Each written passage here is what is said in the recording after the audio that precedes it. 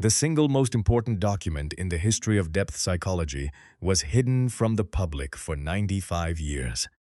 Carl Jung began writing it in 1914, in the aftermath of his break with Sigmund Freud. He stopped working on it around 1930. He never released it. When he died in 1961, his family kept it sealed. It was only in 2009, when his heirs allowed the historian Sonu Shamdasani to translate and publish the manuscript, that scholars finally read what was inside. And what they read forced a complete reappraisal of the man who gave us the word archetype. The book has a title. Jung called it Liber Novus, the new book. In private, he referred to it simply as the Red Book, because of the heavy red leather binding he had specially commissioned. Inside the volume were hundreds of pages of text in calligraphic German script, written in the style of a medieval illuminated manuscript, decorated with painted mandalas, dragons, serpents, and human figures drawn in Jung's own hand. He worked on it in the same lakeside house in Küsnacht, outside Zurich, where he saw patients during the day and turned, in the evenings, to something stranger. Vienna and Zurich, 1912. The collaboration between Jung and Freud was beginning its final collapse. Freud had treated him as a chosen successor, the figure who would carry psychoanalysis into the next generation. Then Jung published a book on the symbolism of myth that disagreed with Freud's theory of libido. The correspondence between them grew colder. The final letter, in early 1913, was a clean and bitter break. They met one last time at a congress in Munich that September and never spoke again. For Jung, the loss was not only professional. He was in his late 30s. He had built his career on Freud's framework, and that framework was now closed to him. According to the Library of Congress exhibit on the Red Book, Jung described the period that followed as a confrontation with what he called the unconscious. He began to experience what he described as visions, waking dreams that came to him with the intensity and detail of real events. He was a trained psychiatrist who had spent years at the Berg-Holzli Hospital diagnosing patients with conditions much like the one he now suspected in himself. He had to decide whether he was watching the early stages of his own psychosis or something else. He decided instead to write it down. That decision is the origin of the Red Book. Jung began keeping what he called the Black Books, plain notebooks in which he recorded each vision as it came. He would later transcribe the most significant of these into the larger calligraphic Red Book, adding the images that emerged alongside the text. The technique he was developing did not yet have a name. He would later call it active imagination. The basic principle was this. When a vision or a figure rose into consciousness, instead of dismissing it or being overwhelmed by it, you allowed it to speak. You answered it. You took notes on the conversation. What he heard in those conversations became the seedbed for almost every major idea associated with his name. The first significant figure who appeared was an old man with white hair and the wings of a kingfisher. He called himself Philemon.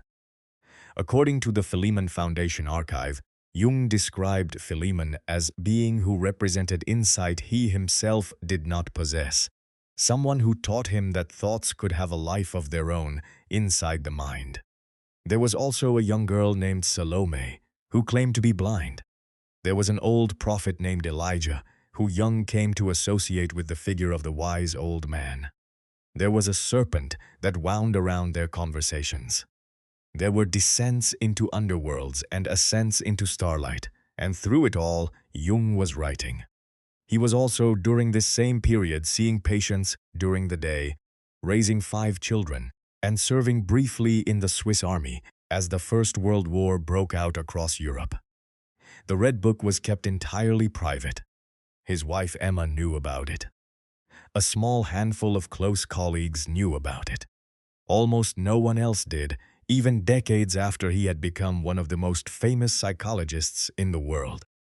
If the visions had stayed visions, they would be a footnote, the private spiritual exercises of an unusual man. What makes the Red Book matter to the history of ideas is that the figures inside it became the structure of Jung's later thought. The archetype of the wise old man is recognizably Philemon. The archetype of the anima draws from Salome.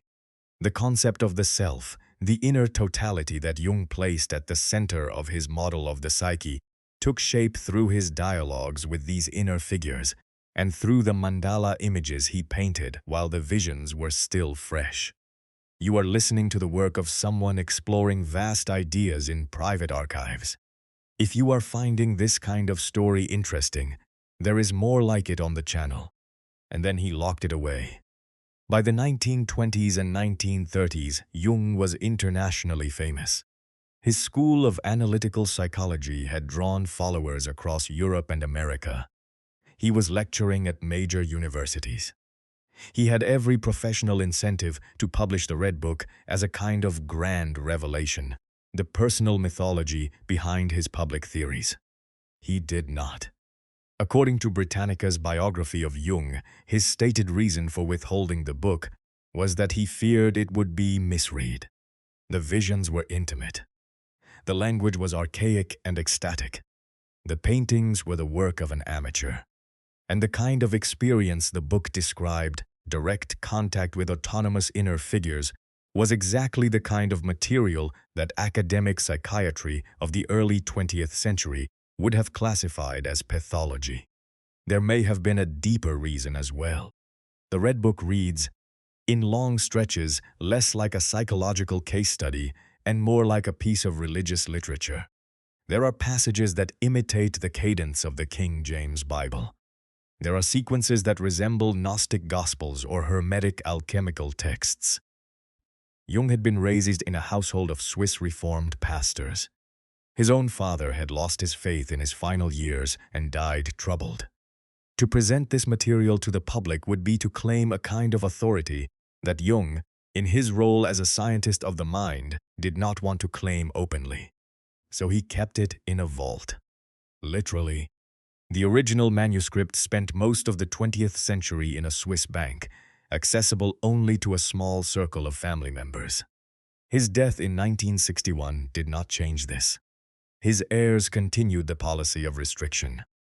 Scholars who wanted to write about Jung's psychological theories had to do so without access to the document that, by Jung's own account, contained the foundation of those theories. For more than 4 decades, this was the situation. The change came slowly, beginning in the 1990s, when the historian Sonu Shamdasani persuaded members of the family that the manuscript needed to be made available. The Philemon Foundation, established in part to support this kind of scholarship, became involved. It took years of negotiation, transcription work, and translation by a team that included Mark Kybers and John Peck working alongside Shamdasani. The first edition was published by W. Norton in 2009. It was a large-format facsimile, reproducing Jung's calligraphy and paintings page by page, with the translated text running alongside. The publication transformed Jungian studies. Earlier generations of Jung scholars had been working from the published lectures, the case histories, the autobiography. They had been working from Jung's later, more polished accounts of his own ideas. With the Red Book available, it became possible to trace particular concepts back to particular visions, to see what archetype emerged, from what dialogue with what inner figure. The work that had been treated as the source of his thinking was now finally in front of scholars who could read it. What you take from the Red Book depends on what you came to it for. A historian sees a primary document of European spiritual life in the first half of the 20th century. A clinician sees a long case study of someone using a structured imaginative practice to integrate difficult psychological material. A reader of esoteric literature sees a Gnostic text that arrived too late to be canonical and too late to be ignored. Jung himself, late in life, described the Red Book as the source of everything that came afterward in his work, and said that the years he had spent on it were the most important of his life. He did not say it was the most important book he had written. He said it was the most important thing that had happened to him. The volume is still in print. The facsimile edition is in major research libraries. You can read it today in a way that no one outside Jung's immediate circle could read it for the first 95 years of its existence. The figures who walked through Jung's mind in the years after his break with Freud are now figures you can meet on the page, painted by the man who saw them in the language he chose to write them down.